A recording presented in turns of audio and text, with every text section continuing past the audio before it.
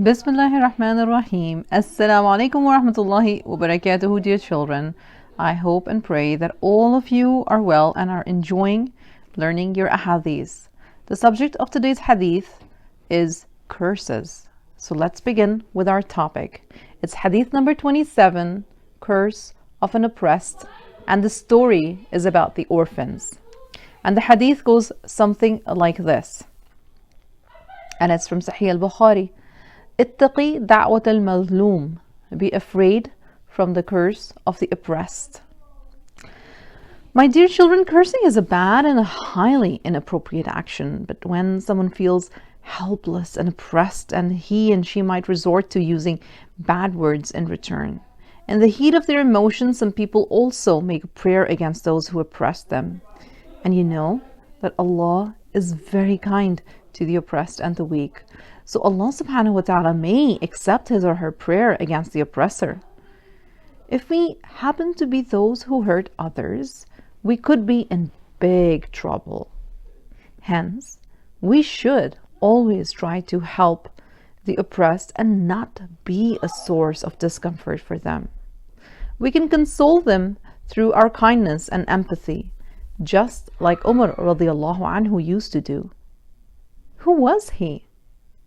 He was an honest and kind-hearted Khalif who always based his decisions on justice. Because of his honesty and dedication, his people were very fond of him. Despite holding a position of authority, Umar radiallahu anhu used to personally go around his city every night to see if anyone needed any help. Once, he was on his routine night tour when he heard some noise.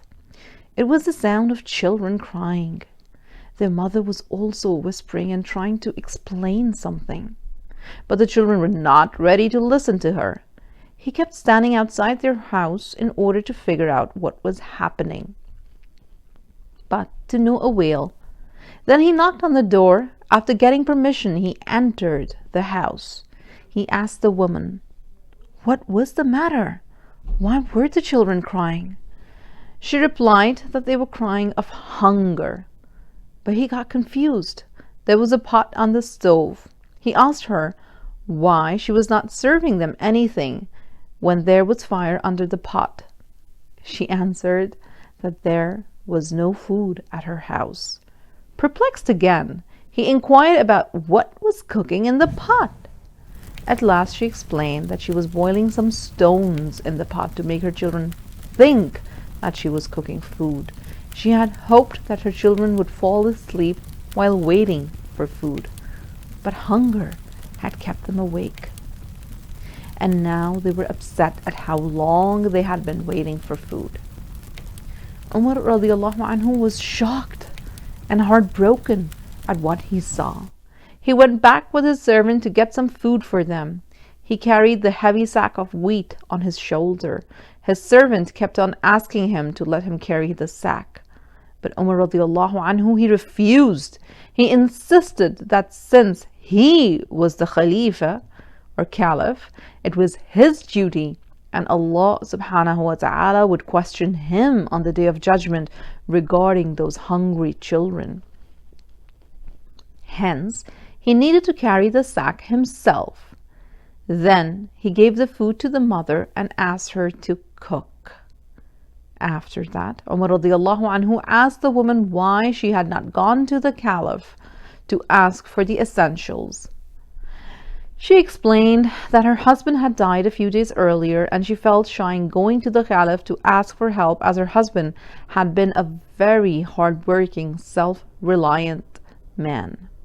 But before leaving the house, the Caliph nominated her for a scholarship. That night, Umar radiallahu anhu cried and begged Allah to forgive him if he had not been able to fulfill his duty properly. Look at how deeply caring and humble Umar radiallahu anhu was. He never took his position for granted, but carried a profound sense of responsibility towards the poor and those in need. We also need to embody the empathy and kindness that Umar radiallahu anhu possessed. The early caliphs were the best people on this earth, the best examples for us to follow. They were conscious of standing before Allah subhanahu wa ta'ala. So we should also be mindful of Allah and avoid showing off our blessings to the less privileged. This may hurt them. Instead, we should always be on a lookout to help them. On this thought, we conclude our session. It's time for you all to write the hadith and revise it. Don't forget to share the story with your loved ones. Jazakallahu khair. Assalamu alaikum.